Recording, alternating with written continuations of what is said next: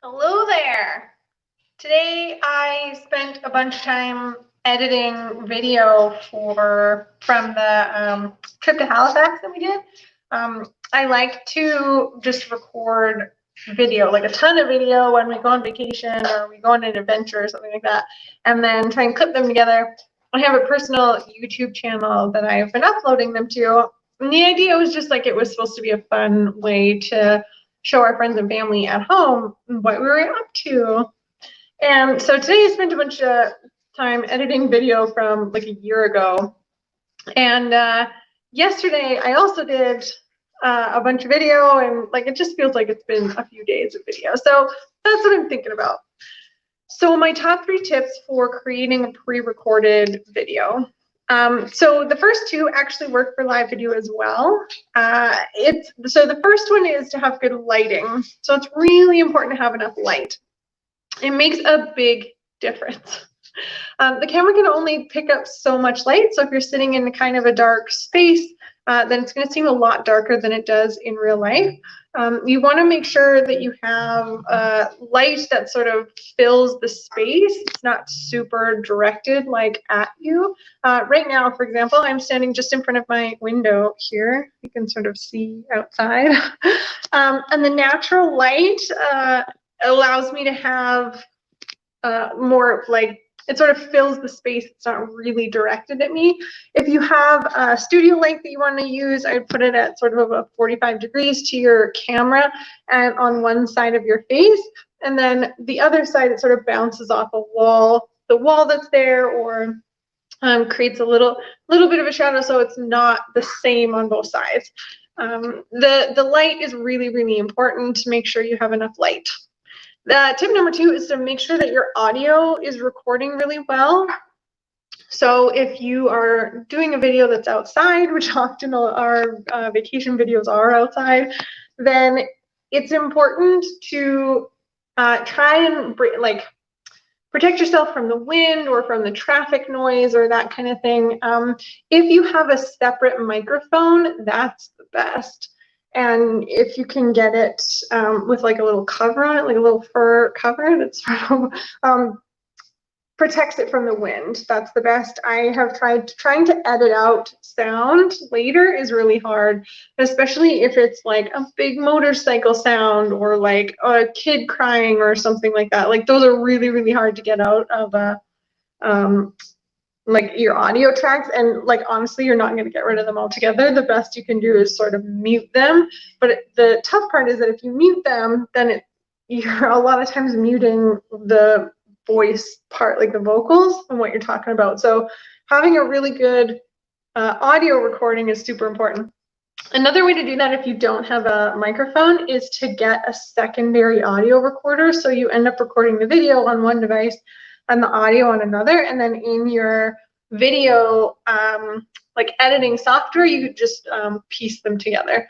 So that's another way to do it, and I've had pretty good success with that for sure. If you're going to do it that way, it's important to do the old like clapboard thing. I like actually clap my hands. I can't do that because I'm holding my phone, but clap your hands so that you can see the spike in the audio. You can see the spike in the audio, and you can tie that to your hands like clapping together. Otherwise, it's really hard to get your lips to sync to your voice. Trust me on that one. And the last piece, those 2 work for live video, not just pre-recorded video, but so the last tip that I have for you is strictly for a pre-recorded video, which is to try and get as much into the recording as you can. What I mean by that is don't leave a lot for editing. Don't think, oh, I'll fix that in post, or you do a bunch of sections of a video and think, oh, like I'm sure it's in there somewhere. I'll just clip a bunch of stuff that I said together and voila, video. That is something that you can do. Like it's not impossible to fix things in post or to try and clip a bunch of sentences that you said out of order into the correct order, but it's really hard to do and it's really time consuming. And a lot of times you end up with a video that's very choppy if you don't have long sections that you've done without requiring a cut. So if you like, when I first started, my videos were very choppy because I get a stream of what I was trying to say out all at once. Like, it was really hard to do. So it would be like a sentence or 2 sentences, and then I would just think, oh, whatever, like I'll cut it together later. And we did, my partner helped me, but they're not super fluid videos, and it takes a long time. Like, to edit a 5-minute video can take hours if you do it that way. So you're better off trying to get as much into the initial recording as possible. And that's also keeping in mind if you want to have slides or you want to have effects or something like that. If you can get someone to help you actually produce the video as you record it, you're going to have a lot less time in editing. Time spent up front in the recording process will pay off in spades when you go to edit later. I promise you that. I also recommend having a good idea of any effects that you want to do. Like, if you're going to be like holding something that you've animated, other side, holding something that you've animated, or you're referencing a worksheet or something like that. Like, it's really important to have those effects or those things that you're referencing pre-built. Like, understand what that's going to be before you start talking about it. Don't just say, like, in your worksheet, you're going to have this. Because then you have to build a worksheet that's based exactly on what you said, and maybe once you start building it doesn't quite work, and maybe effects doesn't quite work the way you think. And so it's really important to just have that really clear before you start. So that's my number 3 tip, is just to make sure that you're not leaving too much for post, and that you want editing to be as easy as possible. So don't think editing is going to fix the video.